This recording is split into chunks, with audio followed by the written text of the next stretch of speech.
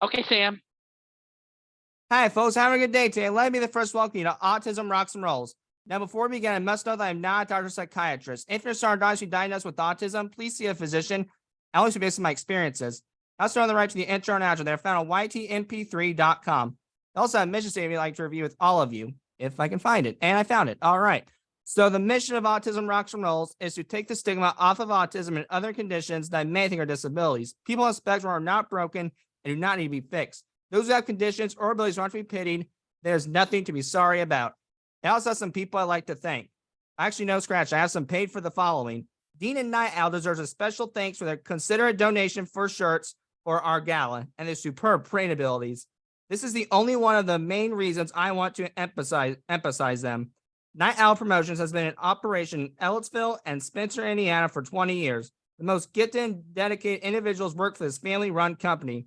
To meet all of your printing needs, go to Night Owl Promotions. They could help. And as of now, since they bought the Platinum package, they were our biggest gala sponsor. Cornerstone Autism is the final entry on the list. Cornerstone, which has locations all around Indiana, teaches your child the social communication and life skills they need to grow more independent every day. Children with autism have a strong need to interact with people, communicate, and have fun. That's what we support. And there are some people I'd like to thank. I have received some more Cutthroat Kitchen fan mail. The first are from two people in the barbecue world. First is the self-proclaimed barbecue daddy, Terry Matthews, and the world-known barbecue pit masters, Harry Sue. Second, I received fan mail from Chef Pink Delangpour, who by coincidence has a nephew on the autism spectrum. Thank you for responding to me. It means a lot. And we did it, everyone. Our second our second annual gala, great inspiration occurred. This day was amazing. Everyone had a great time eating the delicious food made by our cousin, Jonna Norris. An extra thanks goes to Rich Bell on C225, giving the beat to Rich Bell for more information. But what an awesome story, not to only hear on a podcast, but in person too. As my mother at C105 Meet My Mother said, people are put in front of us for a reason. And I know, Rich Beto, you were put into our lives for a reason. Autism Rocks and Rolls is so appreciative of your story, message, and now your friendship for life. We love you and cannot wait to see you and your family again.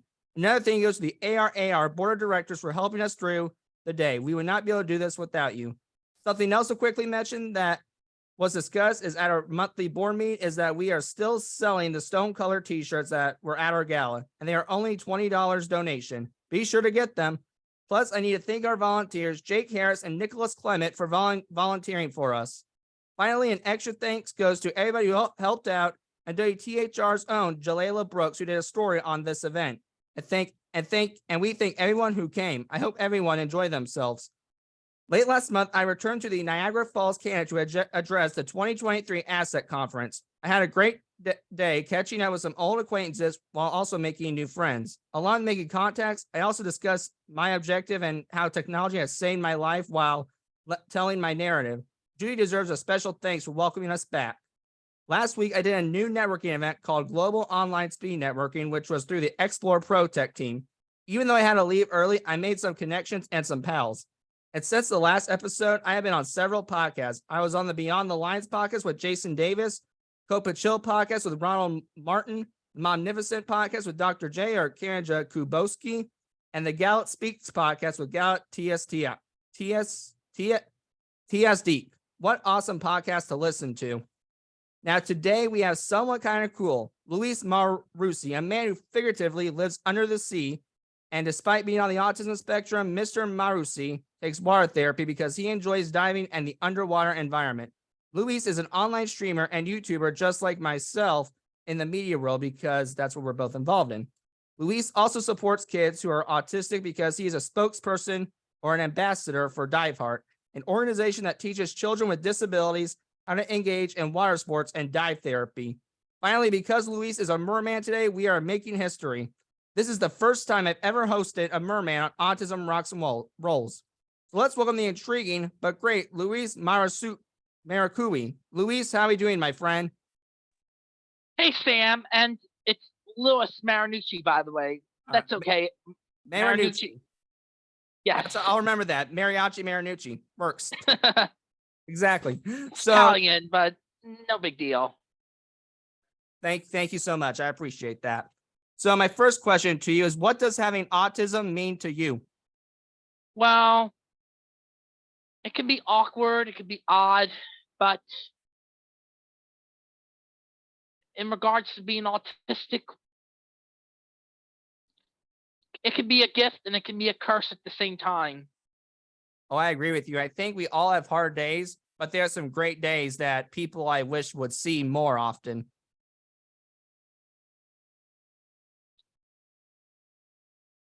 And as for what you said about Diveheart, they are a non-profit organization based out of the Chicago suburb of Downers Grove. They don't just help people on the spectrum who are kids, they also help adults too, like myself and my pal Nick Johnson, who's also autistic, who also comes from the Chicago metropolitan area.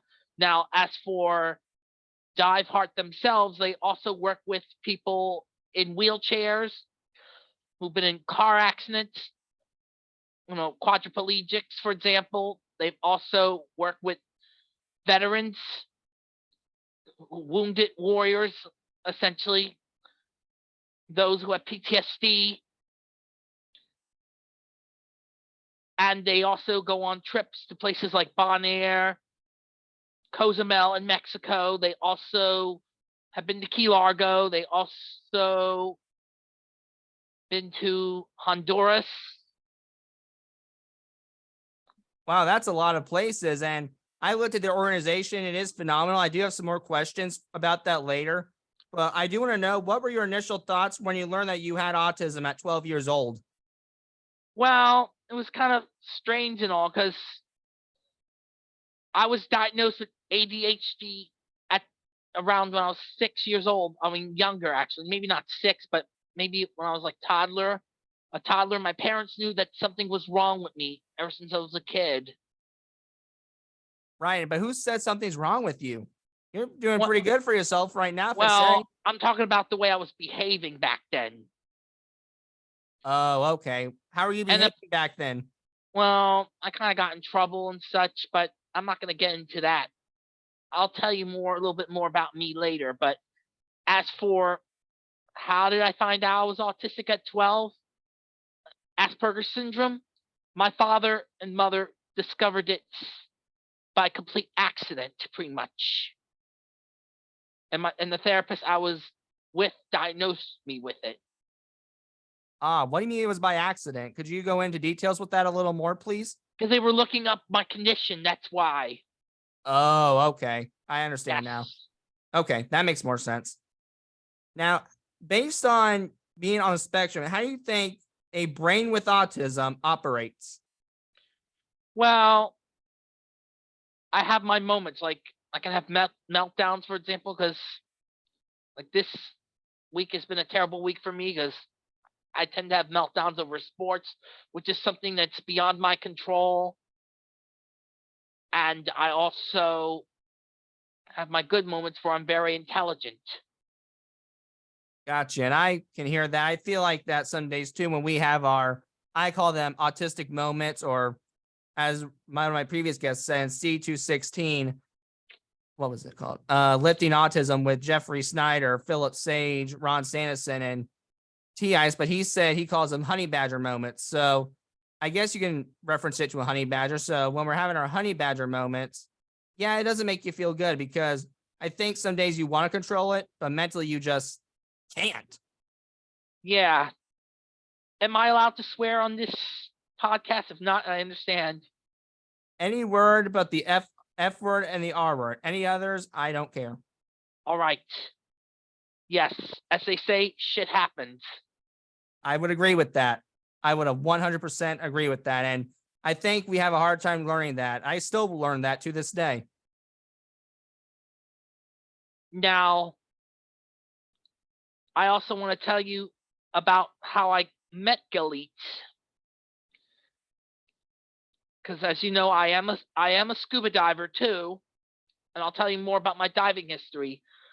I met Galit through my friend Nicole Zellick, who is teaching me how to free dive, and eventually I plan to be one of her mermaid instructors. Now, as for Galit, I found Galit one day when she interviewed Nicole for a podcast, Galit Speaks. And 2 months ago in March, I was interviewed by Galit, talked about things like Diveheart, which we will talk about later on in this podcast, about how I became a diver, about me being a YouTuber and Twitch streamer.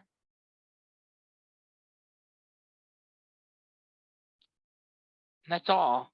Okay, I got you. I heard you, but yeah, I was just trying to say Galit's a pretty cool lady, and I have a couple of questions on her as well. So I guess we can get into that while I'm thinking about it. How did Galit hear about you? Well, I seen Galit's podcast when, as I said moments ago, when she interviewed Nicole, and I reached out to her because I was talking to Nicole about her, and Galit gave me the link to how to join her podcast. Of course, I think it was January was when I seen this podcast. I signed up for it, and then 2 months later in March, I would actually be on her podcast. Wow, that's pretty cool. Yeah, I think I found her through a podcast website called Matchmaker. For all the podcasters out there, check that website out because that will get you a lot of podcast connections, podcast guests, ad swaps. It's a pretty cool website. And Galit is also a diver herself, just like I am. She's a scuba diver too, and so is Nicole. Cool, cool, cool, cool.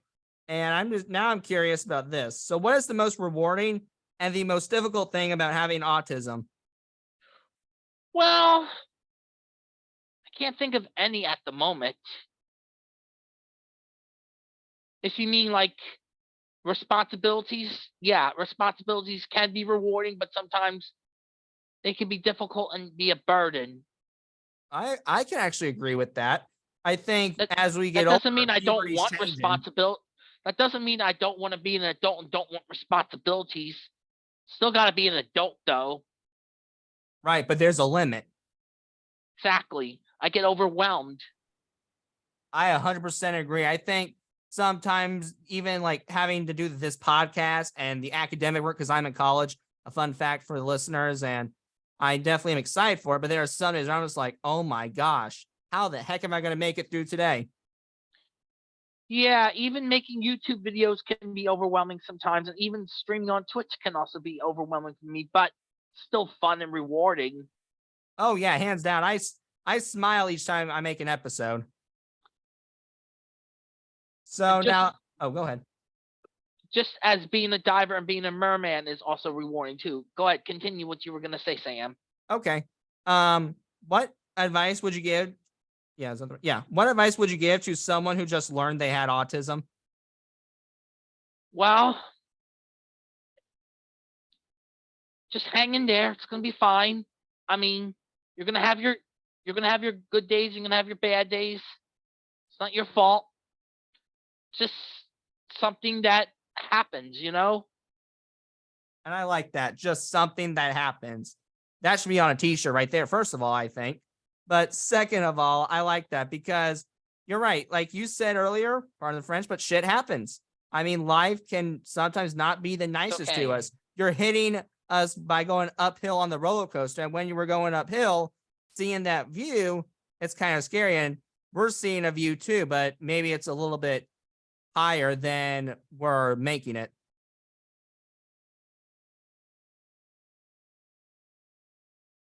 Well, Sam, let me tell you about my YouTube channel. Can I tell you about that? Yep.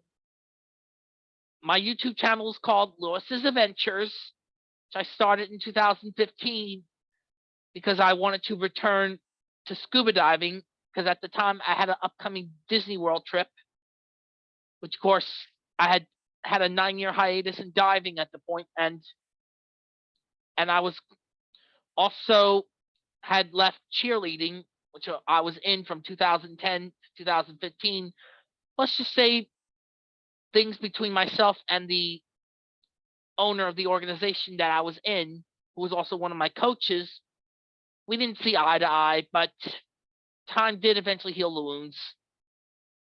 But there's a lot of things I would talk about my past but I'm not going to talk about them here unless you want me to talk about them. But we're just going to talk about me and me now.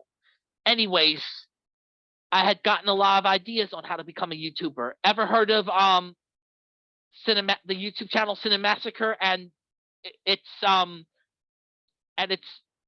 owner James Rolfe, also known as the Angry Video Game Nerd? No. I've seen a lot of his episodes of his channel where he pretends to be angry when he reviews bad games. And, well, that gave me an idea. Then that gave me the idea to start be a YouTuber. But what also was also included in there was, at the time, I had met this British teenager who's now an adult from the UK named Charlotte Burns. And Charlotte was going to make history as the first 15-year-old to dive the Silthera fissure in Iceland, but because of the laws in Iceland that prohibit anyone under 18 from scuba diving, she couldn't do that. But still, even though that girl failed to do that, I still give her credit for trying and giving me the motivation to start this YouTube channel as well.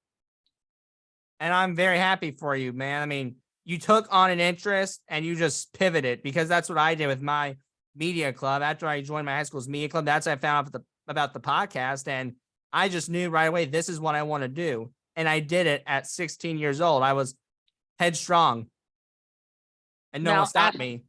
Oh. Now, as for me being a Twitch streamer, I mean, I was influenced by the same person who inspired me to be a merman, but that person and I no longer talk, unfortunately, and I'm not going to get into the details about that either. Okay. And that's totally fine, bro. And there you taught me scuba diving. Let's get into that. So, well, you talked about 2 years old. What did you see yes. at 2 years old on television that got you interested in scuba diving? I seen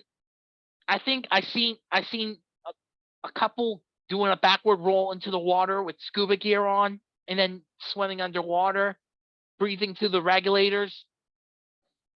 And it wasn't until 20 years later, in 2006, I got my scuba certification. But in 2005, I took a Discover Scuba, and Discover Scuba means that you try scuba diving out before you actually do it. And I'm certified through the agency PADI, which is short for the Professional Association of Dive Instructors. But of course, before I got certified through them, I tried to get certified through another shop who are affiliated with NAUI, which is short for the National Association of Underwater Instructors. I just couldn't pass their written tests and all. I mean, I did go with the water skills, and I only failed once the PADI course, but I did pass that. But when it came time to actually do my actual open water dives, during my third dive, I accidentally went down to 60 feet by mistake, because at the time I was having buoyancy issues with my weight belt, which was slipping on me. And of course, I didn't have very good air consumption too. And yes, buoyancy and air consumption are very important when scuba diving, and they're also important in free diving and mermaiding as well. Right. And I have a question about free diving later, so keep your thought in mind for that. But I want to talk about more of scuba diving with water therapy, because you said on the podcast it's water therapy. So how is scuba diving water therapy for your autism and anxiety? Well, it helps you calm down, and it's very relaxing, because every month I go to the Adventure Aquarium, which is across the Delaware River from Philadelphia over in New Jersey, and I do diving there. And I've been a diver there for 5 years, and I do things like I do scrub, I scrub, yeah, I do brushing, vacuuming, and we even do dive shows too. Wow, man, Diveheart seems really cool. But what about the water makes it therapy for you? Is it the feeling on your skin? Is it just the fact that you're seeing a new world? What is it, man? I do it for the adventure and it helps my mind. Now, as for Diveheart, let me tell you about how I got involved with them.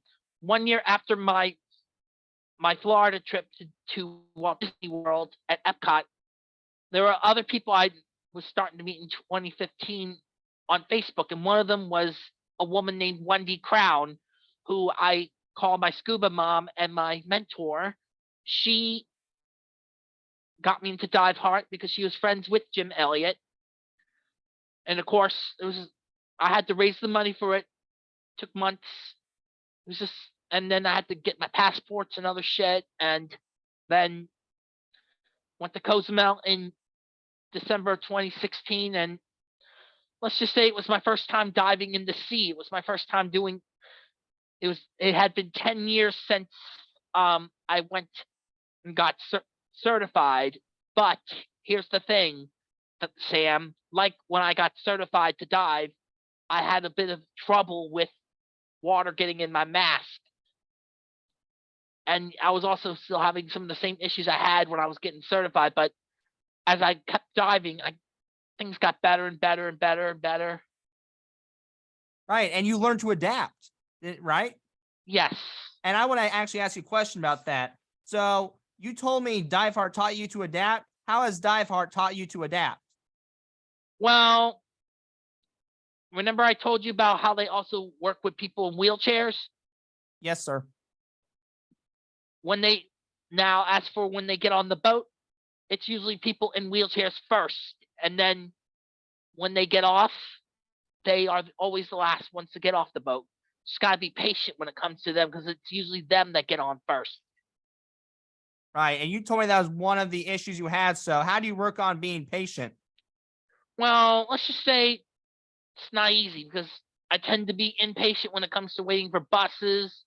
I tend to be impatient because I've been anxious for months because I've been waiting to resume my open water freediving for training with Nicole. Yeah, I would agree. Being patient is hard. I mean, my problem is with patience is I'm patient, but you better get your butt there on time that you said you were going to get there. Yeah, and sometimes I would definitely have meltdowns over buses, especially if the bus was running late when trying to get ready for work. Oh, yeah, that's the worst. That is the worst because it's not your fault. And let me tell you this, Sam. Besides being a diver, I also used to be a lifeguard too. And next year will mark 20 years since I began my journey to become a lifeguard. It took me 4 times. I failed 3 times in 2004, and it wasn't until 2005, after I turned 21, when I finally got my lifeguard certification. And of course, my career as a lifeguard was cut short because of the fact the Y had a crossover program. Of course, I failed their training with miserably, which forced me to be do maintenance around the pool. Then eventually I tried to get their swim instructor certification, but I failed that 2 times and I wasn't given another chance because no other opportunities to get trained and certified to become a YMCA swim instructor ever came up for me. So I was a swim instructor's aide and helped out with childcare swim lessons until 2019. And then after that was discontinued, I was reduced to being back to doing maintenance around the pool, which was boring, dull, less inspiring, less motivating. The fact that I also dealt with toxic people. I'm not saying that everyone I worked with at the Y was toxic. And then come 2020, the pandemic rolls around, I lose my job, been unemployed ever since, unfortunately. Man, that stinks. But did being a lifeguard at your local YMCA teach you any life lessons? Yeah, it did. It did teach some responsibility. If you're wondering, did I take it serious? Yeah, I took it serious. Because this is what I learned as a lifeguard. It's better to have no rescues than any. I technically had only 1 rescue, a distressed swimmer. Hadn't had any rescues since. Oh man, I wish you could have gotten more rescues because I feel like you would have definitely done well, Nah, buddy. it's not good. It's not always good to have a rescue because too many rescues because they can be overwhelming. Because believe me, I never had to deal with a drowning, and dealing with a drowning is no fun because sometimes drownings have ended up in tragedy. Oh yeah, I could see that. Yeah, you don't want to see it. I don't know if I could see that. I mean, after seeing what you may have saw with the drowning, I know you didn't, but I probably would not be able to sleep that night. Yeah, I didn't deal with no drownings, thank goodness. Knock on wood. Yeah, literally. So I am curious about this. I want to go back into your scuba diving. So I know there's a lot of people that are afraid of water. So is there any way people can overcome their fear of water if they choose to go scuba diving? Well, for one, when you're actually scuba diving, it's actually safe because all you do is just breathe through that regulator and just bubbles come out. And you don't need to know how to swim, though. You just relax.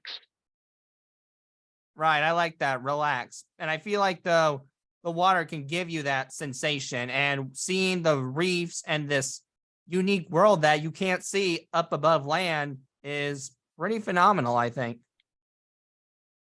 Sam, do you know how to swim?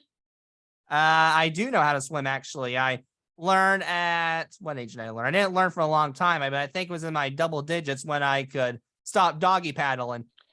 Yeah, I also was involved with Special Olympics briefly too, but I never did any swim meets. But I did get better through with swimming because of them. That's great. Well, how'd you get involved with Special Olympics? Well, because I once had a partner. She did do swimming from when she was a little girl till she graduated. Her and I roughly graduated 21 years ago from high school.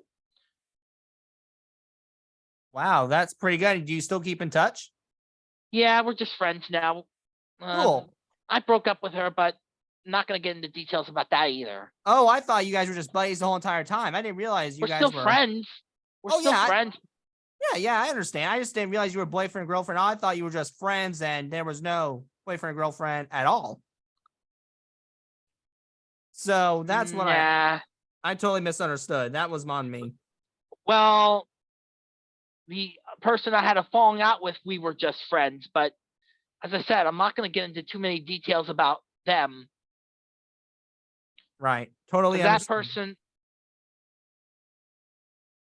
I'm not here to talk bad about anyone, and I'm not here to spread personal information about anyone either. That's all right. Hey, I totally get it. So where do you like to do your scuba diving? Because it can be probably hard to do in Philadelphia, if I had to guess, because there's not much beaches. I told you I do it at the aquarium, but there's also, yeah, we also have quarries here in the state of Pennsylvania. One of them is called Lake Hydra, formerly Dutch Springs, but which is where I got certified at. And so did my former friend and a lot of other people I knew. But as of now, it's not reopened. The reason why it's not opened at the moment because there's construction around the site, around the quarry, because of the fact the previous owners of the quarry sold it for development to be turned into warehouses. Except hopefully they forgot to fill out the water because that would stink. No. The water is still in the quarry. It's just diving isn't allowed at the moment because of construction. Yeah, fair enough. I totally understand. Now, I do want to talk to you more about your YouTubes and your streaming. So, what are your streaming and YouTube videos about? Let's just say I go on different adventures. I one one of them has to do. Been to the travel and adventure show. I've been to Beneath the Sea, which are conventions. I even been to too many games where I got to meet the YouTuber I told you about earlier, James Rolfe from Cinemassacre. Got to meet him at too many games. That's why I traveled there. Then I also do things like Pokemon Go videos. Like I do videos about playing Pokemon Go. I do videos about news that relate to Pokemon Go. I also do vlogs. I also have done a tour of the hotel I stayed at in Cozumel. I've done videos about my trips with Diveheart in general, and I even recently did videos about me swimming in my tail as a merman. Wow, and that's pretty cool. Where can people find these?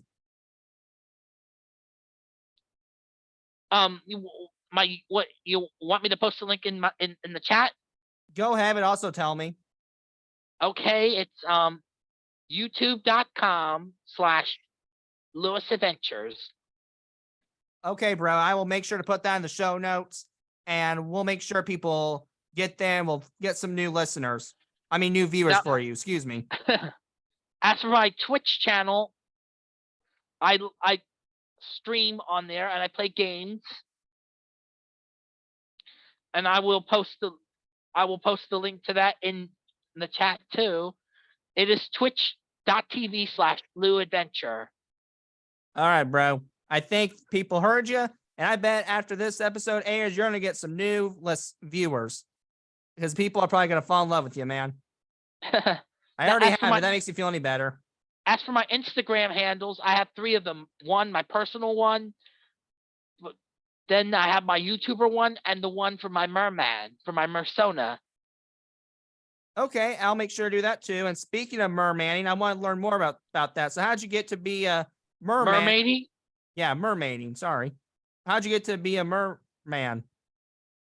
Well, besides my former friend who became a mermaid herself 4 years ago in 2019, I always wanted to have a tail since I was 5 when I seen the Little Mermaid. I got you. And how did it feel when you received your merman tail? It felt good. You want to show it? You can show it. And about my Twitch channel, I made a mistake. It's not twitch.tv/Lou Adventure. It's twitch.tv/Lou Adventures. I made a mistake. Okay, that's a great that is a good merman tail, man. I think the design's really pretty. And I'm curious, did you get judged when you made the decision that you were going to be a merman? Oh, not really. And besides, a lot of professional mermaids have said to me on Instagram, in the mermaiding community, there's always a need for more mermen out there. Awesome. And doing the research, I might want to become a merman now. I thought it would be kind of fun. As for my tail, if you're wondering where did I get it from, it is made by Mertailor in Florida. And the monofin, it is made by Body Glove. It was designed by professional mermaid Lyndon Warbird. I meant to say Lyndon Warbird, also known as Mermaid Lyndon. Gotcha. Now, folks, we'll be right back. We're here an ad from CFC Properties. So let's get to it.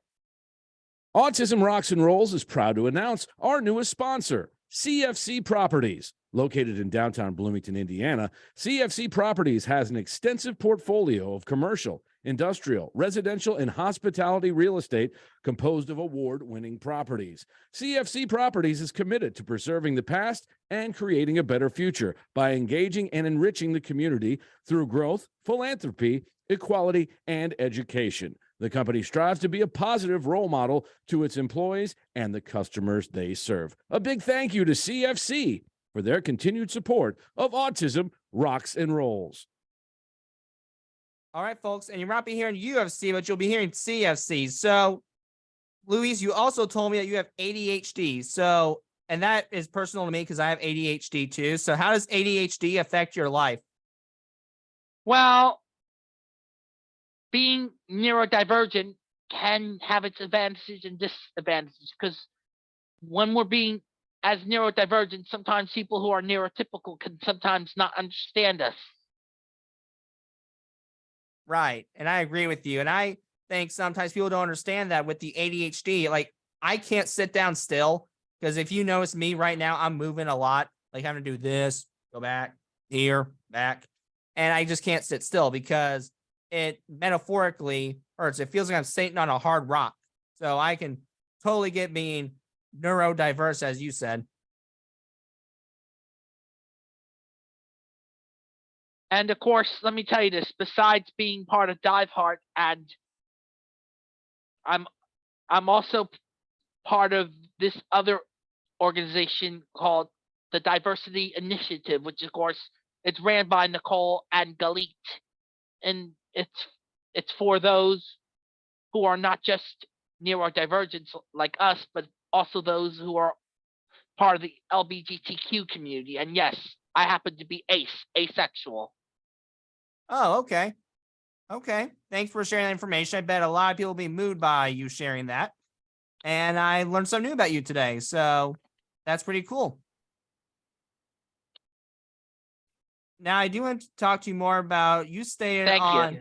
Oh, you're welcome. Now, I do want to talk to you about something that you stated on Galit Speaks podcast, and it was brief and past. So you say you didn't drive. So I don't either. But do you ever get frustrated that you cannot drive sometimes? Yeah, I've been trying to fight to get my learner's permit for 20 years, but I don't have a job right now, so I can't do it. So, and plus the issues with my anger too. Yeah, you have like Road Rage 2000. No, and if you're wondering, am I afraid to want to get out there on the road? No, I'm not. Am I afraid? Am I aware that there is road rage? Yes. Am I aware there's car accidents? Yes. But am I going to let those stop me from wanting to learn how to drive? No. And because my mother even said to me, it's never too late to learn how to drive. It's never too late. And that's awesome. I'm very happy, man, because I'll be honest, those terrify me to the hardcore extreme. So you're a lot braver than me. Yeah, I am. You know it, man. Now, I do want to talk to you more about, so we don't have to go into the details of that falling out because I've had falling outs too millions of times. But what advice would you give to those on the autism spectrum about handling a falling out? Because it's happened to me many times. It's happened to you many times. You say there. So how can people handle it?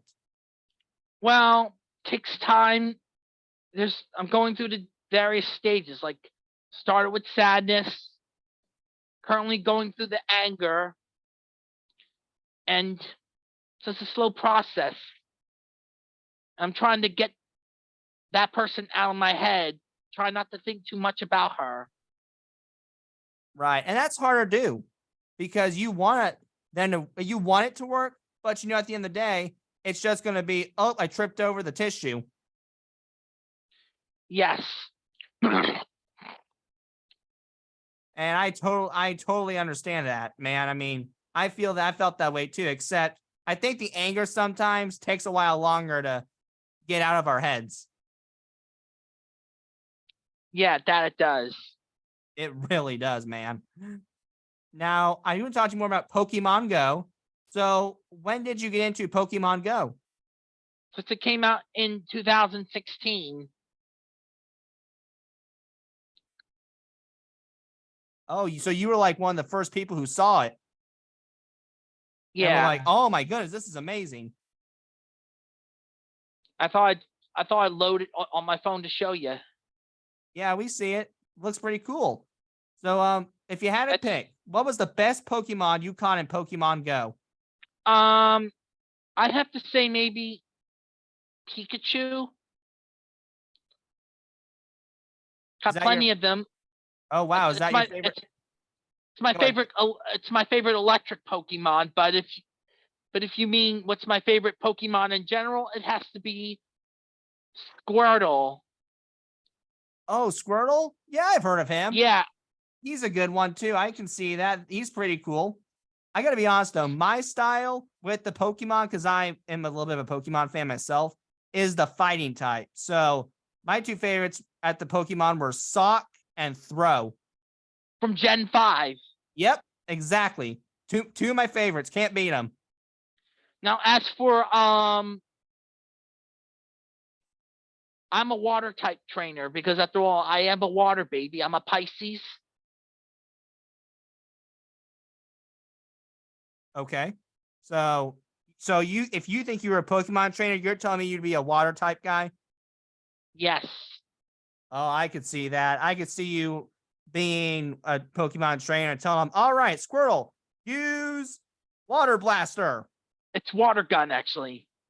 Okay, I'll try it again. Squirrel use water gun. I could actually dream that.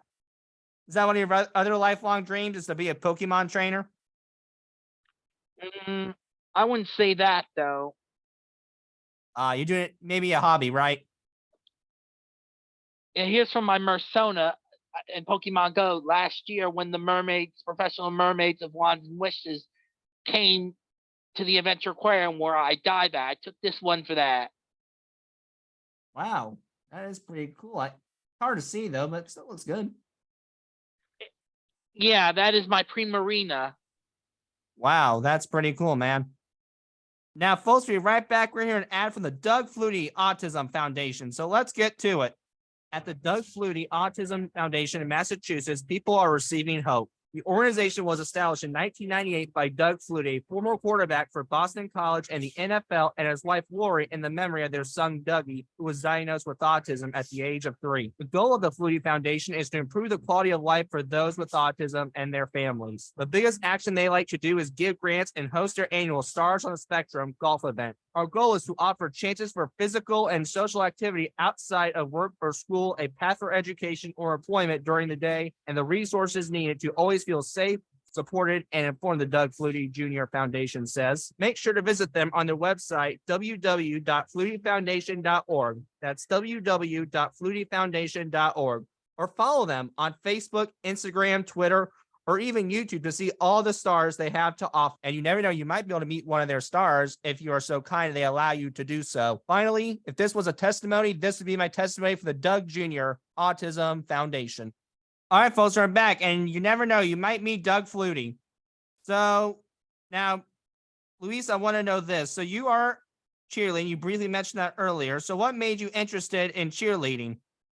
Well, let's just say I briefly did it when I was in school, but of course in 2009 I kind of got interest in it because I wanted to do all-star cheerleading and be part of a special needs team, which of course that did happen in 2010. Okay. Do you remember some of the cheers? Well, it's been a long time though, and despite no longer being a cheerleader and retiring, it did kind of play a role in me being influenced. I mean, it had an influence on me being a merman. Gotcha. Why so? Can you tell us why cheerleading had an influence on you being a merman? Because I love performing, that's why. Oh, me too, bro. I love to perform. Like perform and sing. I mean, do like some rock and roll music. It's a different type of performing, clearly, but it's still a performance. I still love to perform it. Helps me get out of my nervous system. Sam, I also, when I was in high school, was involved in a video about peer conflict resolution, about solving problems without violence. It's called Stop and Think. And then I also did plays in high school, such as Romeo and Juliet and Beauty and the Beast. And I also did a play based on the lunar landing on the moon in 1969. Wow, that's cool. Our schools have plays every year. So, I mean, it's like off of different themes, obviously. One was over the Wizard of Oz, and the other was actually, I think The Little Mermaid, actually. Cool. So definitely really good actors and a really fun time. So back to your cheerleading though, were you judged for being a male cheerleader? If so, how'd you handle the judging? Just like being a merman, not really, because I mean, when I was younger,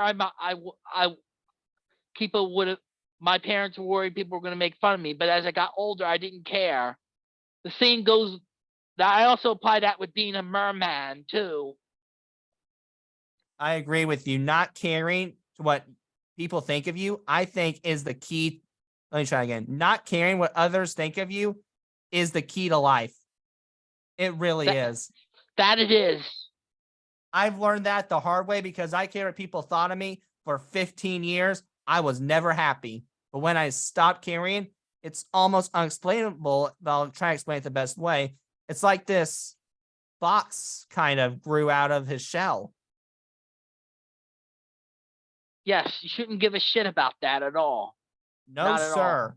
No, sir. That's something I want people to take from this is never care what they think of you. Now, you have to care to a point, in my opinion. I've kind of had to learn that. Like, I got to care that my mother thinks that I'm being not the nicest person right now. But if it's someone and it's a small quirk you have, who cares? Have it. Yeah. Now, I do want My to talk mo- to you. Oh, go ahead. My mother can, yeah, before we go on, my mother can be that way too. Exactly. Now, you are also a free diver, and you said it helps someone with their mental health. So how can free diving help with someone's mental health? Free diving is where you're swimming underwater with no scuba tank and you go down on one breath. I'm not an open water free diver yet, but it's the same as scuba diving, but you know, it's just all mental. Now, as for me doing this, I'm still trying to have to finish 2 more dives, and then I get certified as an open water free diver. As of now, I'm currently confined water free diver. Understood. That makes sense. And I can't wait to see what your free diving adventures holds for you, buddy. Thanks. Thank you, Not a, Sam. not a problem. So there's something that Diveheart's about it. I'm going to try to do this, but if I do it wrong, you'll have to teach me. So is it heart and spirit, or is it just heart and spirit with this right here? Actually, this. Okay, so it's your like this? So you have to take your index fingers and curl them and keep your thumbs straight, make it look like a heart. Oh, like this? Or close? Close, but takes Okay. practice. Yep. So what does heart and spirit exactly mean? Well, let's just say being part of something like Diveheart, takes a lot of heart, takes a lot of commitment, and a lot of spirit. All right. Why does it, though, if you don't mind me asking? It's because, something you love, it's something you care about. Right. And the more you're passionate about it, the more heart and spirit you'll have about that topic. That's correct. And Now, as for Diveheart, go ahead. more about Diveheart, let me tell you this, Sam. Yeah, not only am I an adaptive diver, I'm also one of their ambassadors too. And by the way, people can also volunteer to join them too. You don't have to be an adaptive buddy or instructor with them, but yes, you can train with them to dive with other divers with all these disabilities. That's And cool. That's I really also want to ask you, would you ever be interested in joining Diveheart and going on a trip to Mexico one day? we had to rearrange and discuss that, but I mean, it's not out of the books, but we'll be certainly can talk about it after this airs, and I have to talk to Jim. So, like I said, maybe on down the road, but right now life's kind of busy, my friend, but I'm not going to close the door on it. Let's just put it that way. I know. Just saying, would you be interested in doing it one day? Yeah, in the near future. But let me ask you this. As an ambassador, what are some of your responsibilities that you have to do for an ambassador for Diveheart? Well, for one, spreading the word about the organization. 2, also, let's just say Jim had me do some tasks during my recent trip back in December where I told him how my buddies did. Oh, okay. So you're the reporter almost. Yeah, let's just say I report back to Jim. Let's just say I'm kind of doing missions for him, kind of like in video games, kind of like in Pokemon Legends Arceus, for example. Sure, I get where you're going. That's pretty cool, bro. I think it keeps you busy, doesn't it? Yeah, it does. Now, can you tell me how your family has supported you? Well, they're very supportive. They actually like it. That's awesome. I like it too. So you can count someone else in your support system. And I want to show you this little coaster here. This is made of, excuse me, but this is one of the You're getting almost. Oh, I see it. I can see a little bit of it. it's a mermaid design. Wow, that's pretty cool. This cows like Jack and the Beanstalk almost. But of course, the mermaid design was actually drawn by the executive director of the organization, Tina Marie Hernandez, and these coasters are actually made out of recycled wetsuits. That's Diveheart. Not only Diveheart does more than just help people with disabilities, they even recycle old scuba gear too. This is one of the things they do. Wow, that's kind of interesting to learn about. Why do they do that? Well, to make sure shit like wetsuits don't end up in landfills. Gotcha. I could see why that makes sense, because why waste it if it can be used again? Exactly. Yeah. So now it's gonna wrap these up. So these are just for fun. So what is your paradise meal or favorite food, and why is it your favorite? Paradise meal, you mean? Yeah, or favorite food. Favorite thing to eat. Pizza. Pizza? Oh, what do you like to have? Like pepperoni, cheese, sausage, pineapple? Not pineapple. I do like cheese. I like pepperoni with cheese, pepperoni with sauce, and even white pizza too. Cool. I like mine with meat, like pepperoni, ham, bacon, sausage, salami. Meat lovers all the way, man. I also like burgers. I like chicken tenders. Oh, you're a meat guy. You're good. What do you like on your But burger and your chicken lettuce. tenders? Well, for my burgers, I like to have lettuce and tomatoes. Cool. Now chicken. What do you like to dip it in? Like honey mustard, ranch? Or you like them just plain? Honey mustard. And as for my fries, I'll either have ketchup or cheese.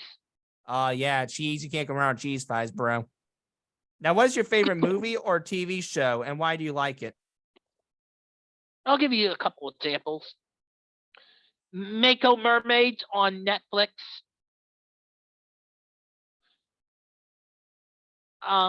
Cobra Kai, which is a sequel to the Karate Kid movies.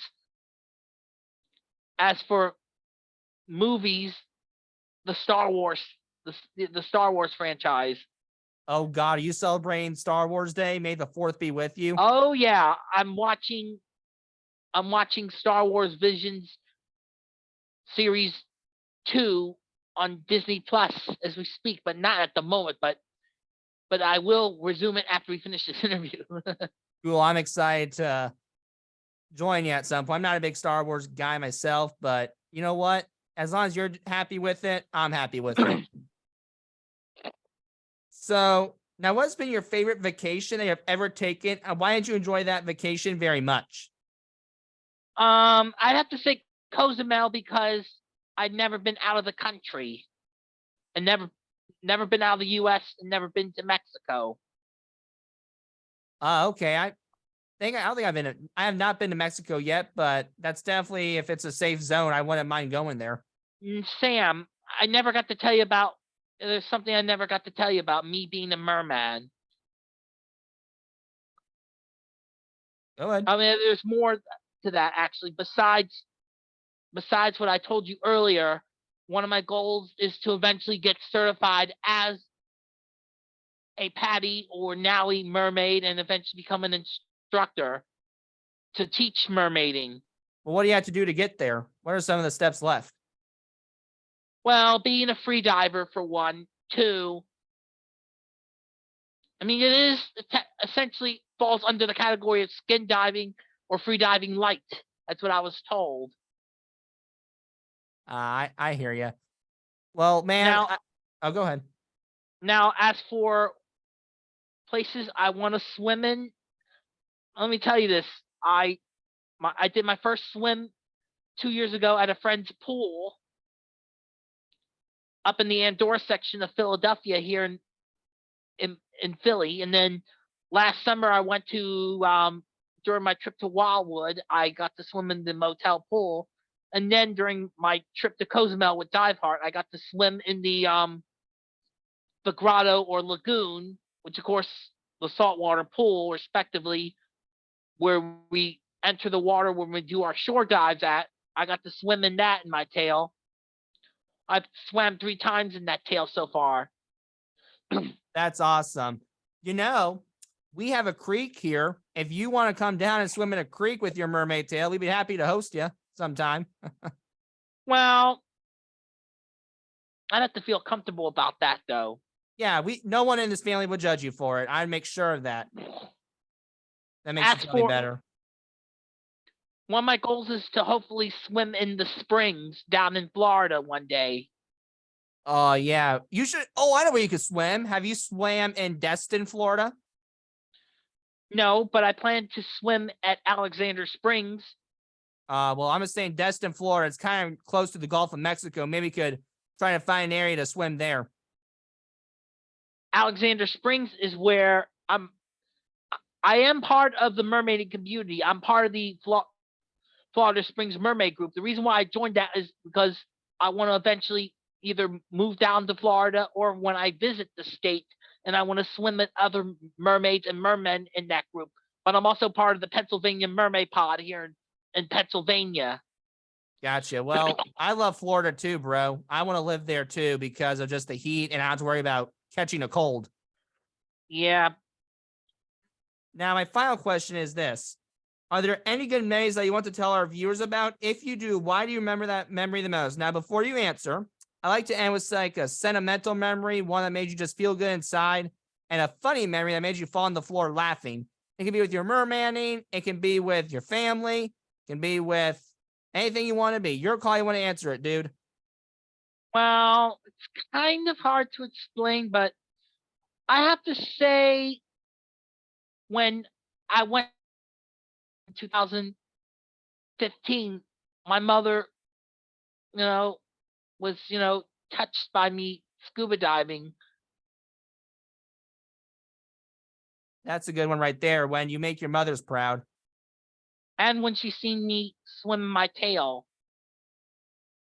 Yeah, I bet she knew that. Wow, he's amazing, and I know what he's going to do with the rest of his life. Yes, my goal is to become a professional merman eventually. Right. Now, do you have a funny one? A funny man that made you fall on the floor laughing? I'm not sure if I have any funny moments though. Can't think of any at the moment. Okay, that's chill, dude. Well, my friend, I think that's all. Is there anything you'd like to promote or any closing remarks you'd like to say before we head out of here? I'd like to promote Diveheart. By all means, bro. Anyone who wants to join Diveheart, you can visit the website diveheart.org. And they also have a documentary that they filmed in 2021 called Adapting the Dive, and it came out last year. It was filmed by my good friend, a man named David Marsh. It's won a lot of awards at a lot of film festivals, and you can see it on Amazon Prime. You can also see it on free streaming services like Tubi or Roku Channel, just to name a few. Wow, that's all great. And Luis, you're amazing, buddy. Autism Rocks and Rolls loves you. You were a great guest. You have a great one, man. You too. Thank you for having me on, Sam.